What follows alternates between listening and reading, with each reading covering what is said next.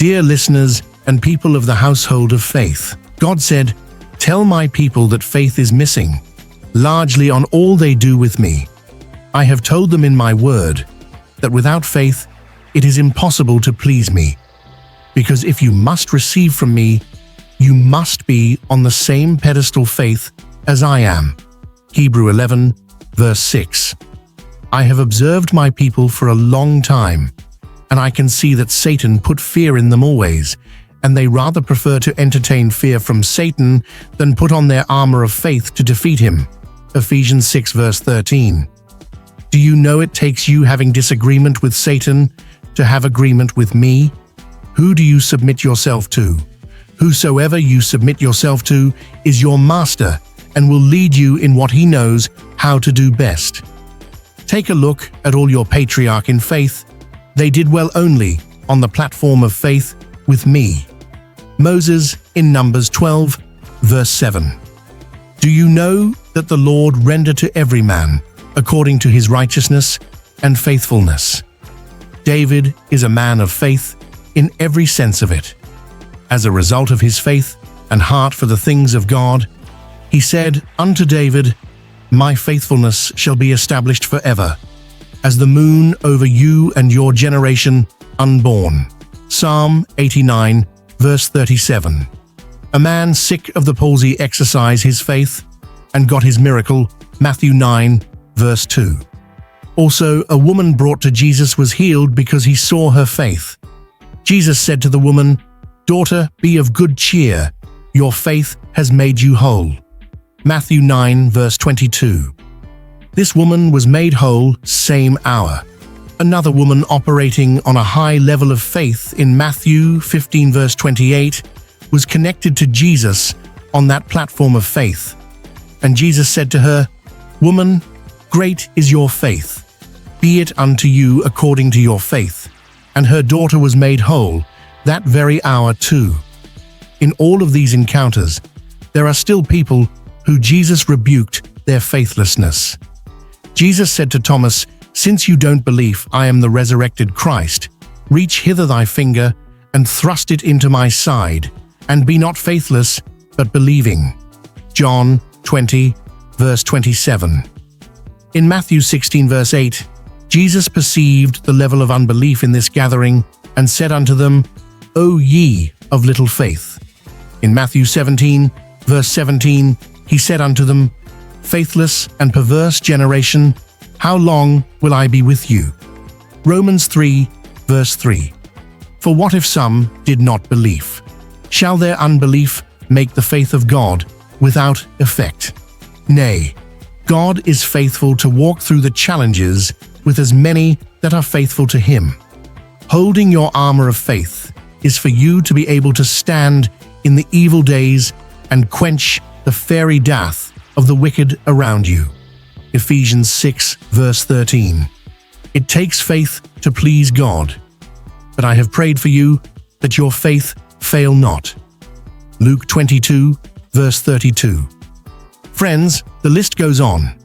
Put your faithful cap on from this moment, because Satan will not let you be without your faith being seen of him. Is there anything you are believing God for? When you pray, believe that God is the rewarder of them that diligently seek him. Hebrews 11, verse 6. God said, "Tell them that I have said, and I am saying again, the just shall live by his faith." Habakkuk 2, verse 4. He said, "If any man draws back, my soul will have no pleasure in him." God said, "Tell my people to go forward and shouldn't be distressed, because the journey is far, and they need my strength to pull through. I am holding their hands in every battle they face, so they should not be afraid. They are not alone." In one of my prayers this week, God spoke specifically to some of his children about what they are passing through and what they need to know about their situation. A man need to hear this. God said, "Your town is in the process of selecting a new king. You will be consulted to be considered as one of the contenders to the throne. Do not reject, but embrace it. I am sending you there to build the faith of the people in me. Pull down every satanic plantations and establish my kingdom in your town. Behold, I am with you in all that is involved. A man need to hear this. God said, don't play with fire, because it will burn you. Refrain from going against your church and your leader. If you don't want to continue with them, leave in peace. Do not attempt to pull down my church. I have said, I will build my church, and gate of hell shall not prevail against it. Because I will consume you, you know I am a consuming fire. A woman need to hear this. God said, you have a sickness that is seasonal. It comes and go. Each time it comes, it will make you to be without any strength.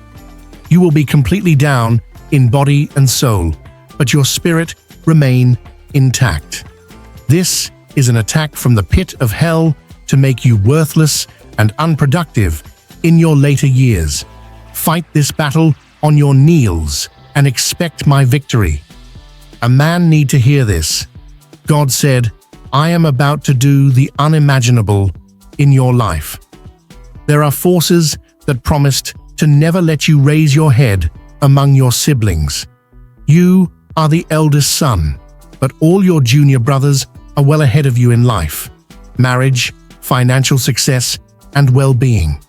A whirlwind is coming from me very soon that will establish your authority in your family. Peace. A woman need to hear this. God said always pray for your household, your husband, and your children. Satan is planning an attack to bring down your family with some inexplainable sickness that is aimed at draining your finance. Be on your kneel with me and deliver your family from this attack. Set up an altar of praise for me between 12 a.m. and 3 a.m. every day, and I will consume your enemies. My peace be upon your family. Friends, the following scriptures are relevant on improving our faith and connecting with God for victory over satanic infiltrations in our life, family, and business. Hebrews 11:1. Now faith is confidence in what we hope for and assurance about what we do not see. Implication: faith is the foundational belief in unseen realities. It's about trusting God even when you can't see the outcome. Application: in life, this means trusting God during uncertainty, like waiting for healing, waiting for children, job breakthroughs, or answered prayers. Faith says God is working even if I can't see it. James 2:17. In the same way, faith by itself, if it is not accompanied by action, is dead. Implication: faith isn't just belief, it's belief in action. Real faith always moves us to do something. Application: don't just say you believe God will provide. Apply for that job. Don't just say you trust Him. Step out of your comfort zone. Live your faith practically. Romans 10:17. Consequently, faith comes from hearing the message, and the message is heard through the word about Christ. Implication: faith grows by exposure to God's word. The more you hear it, the more you believe. Application: regular Bible reading, listening to sermons, and surrounding yourself with God's truth will deepen your faith and help guide your decisions. Mark 11:22-24. Have faith in God, Jesus answered. Truly, I tell you, if anyone says to this mountain, go, throw yourself into the sea, and does not doubt, it will be done for them. Implication: faith can move obstacles when aligned with God's will. Doubt hinders miracles. Application: when facing mountains in your life, be it illness, debt, or fear, speak to them in faith and act with trust that God will move. 2 Corinthians 5:7. For we live by faith, not by sight.